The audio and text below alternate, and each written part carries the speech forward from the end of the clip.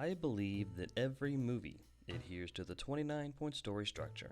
No matter if the writer outlines first or if they dive in blind, the end product follows the same 29 beats. The Princess Bride is my 38th piece of evidence.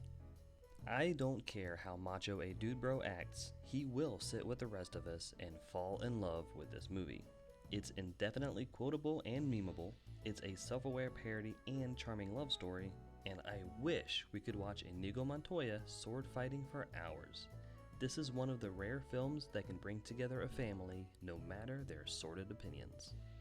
Rob Reiner's filmography is a highlight reel of must-watch cinema, so it's impossible to pick out what this movie does best of all.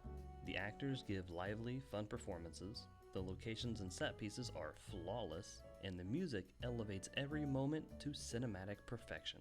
And the love story, well of course, marries itself to the 29-point story structure.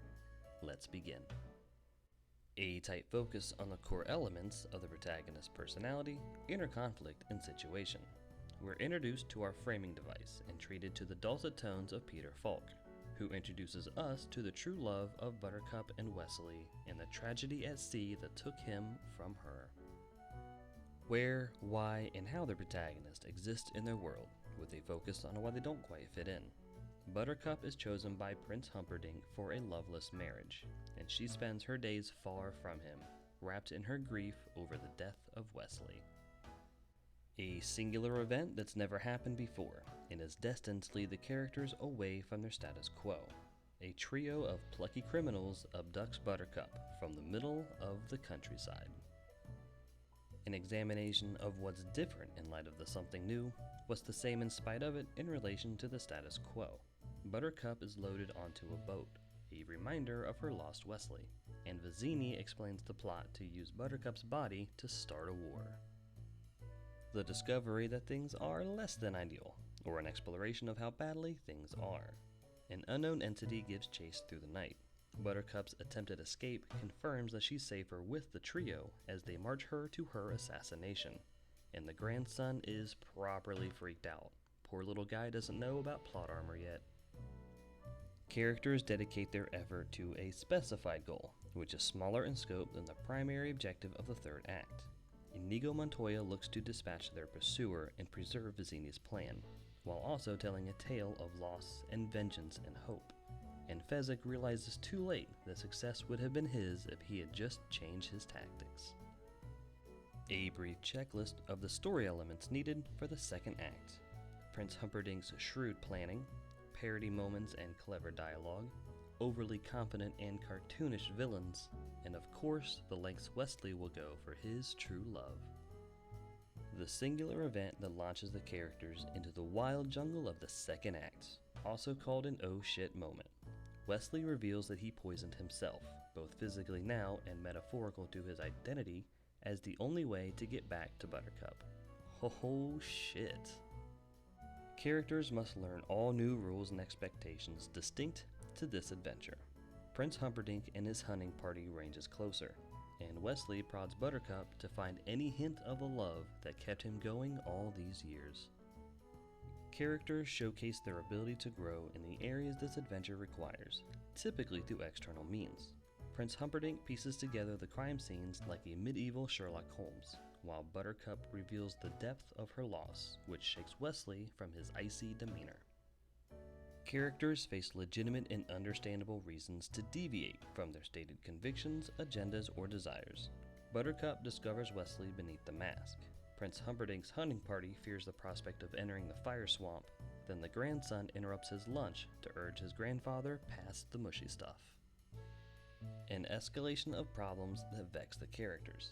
Prince Humperdinck's hunting party catches up with Wesley, who leads Buttercup into the fire swamp, teases out why it's called the fire swamp, then reveals his harrowing journey from dead man walking to the most revered pirate on the seas. Characters evolve internally by utilizing everything they've gathered and learned. Wesley uses the swampy decor to save them from the lightning sand, then the fire geysers to save them from the ROUSs.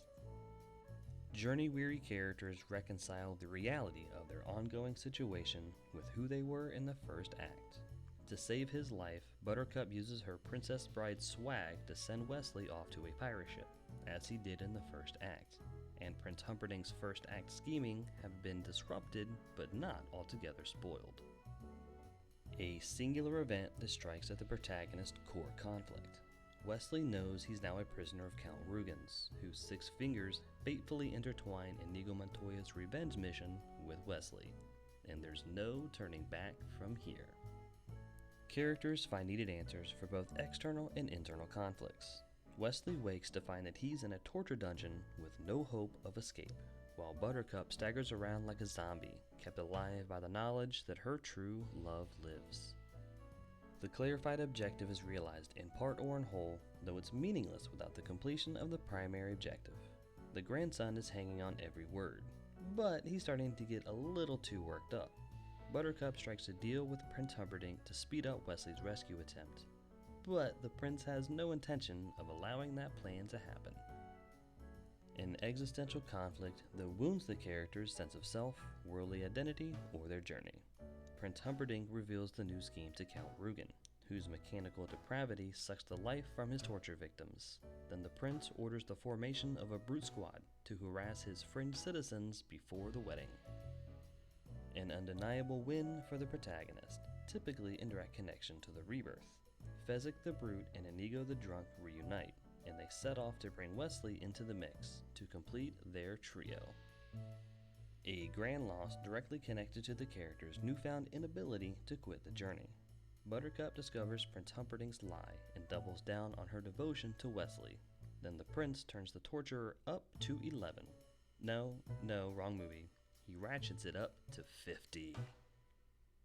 A thematic freefall tied directly to the heavy price. Wesley's heartbreak and agony echoes through the lands, bringing Inigo and Fezzik to the grove of torture, and the restless spirit of Inigo's father guides him to Wesley. A singular event that robs the protagonist of seemingly any chance of success. Wesley is dead. Mostly. Characters cannot return to their starting personas and must turn to face the primary objective.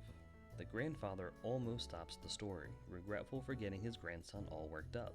Then Inigo and Fezzik convince Miracle Max to revive Wesley so they can accomplish their dual missions.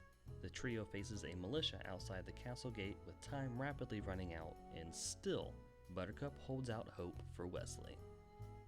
Characters move towards the climax while utilizing the major swings and sneaky misdirections of the story. The trio use the tale of the dread pirate Roberts to break through the militia. Then Inigo faces and chases the six-fingered man, and Buttercup suffers the worst-case scenario, losing Wesley for the 3rd time. The final confrontation between the protagonist and the antagonistic force. Wesley reunites with Buttercup before the effects of being mostly dead can wear off, and Inigo fights back from certain defeat to avenge his father. Then Wesley one-ups Vizzini after all this time by successfully getting into Prince Humperdinck's head. The singular event where the protagonist finally confronts their place in the status quo. Wesley stands tall against the man who dares stand between him and his true love, and allows a surrender. The direct aftermath of the climax. The dread pirate Roberts finally leaves a survivor, but only to wallow in the misery of being a coward. The consequences of the climax in relation to other characters and the status quo. Wesley hands off the mask of the dread pirate Roberts to Inigo, and our plucky heroes ride off together. A tight focus on the protagonist contrasted from the opening. Wesley and Buttercup live happily ever after, and grandfather and grandson have a brand new connection. And there you have it. My 38th example to support my argument that all movies follow the exact same story structure, regardless of how the writer approaches their craft. The Princess Bride played fast and loose with the amount of time spent in each sequence, yet undeniably it strikes solidly upon every step of the 29-point story structure. But does this timeless comedy follow the same plot beats as the introduction to the pirate version of Keith Richards and his supernatural swashbuckling misadventures? Yes, it arguably does. Next on my docket, Pirates of the Caribbean, The Curse of the Black Pearl. Please subscribe to stay up to date with this and future videos, and please like and comment with your thoughts and reactions. I'll talk to you next time.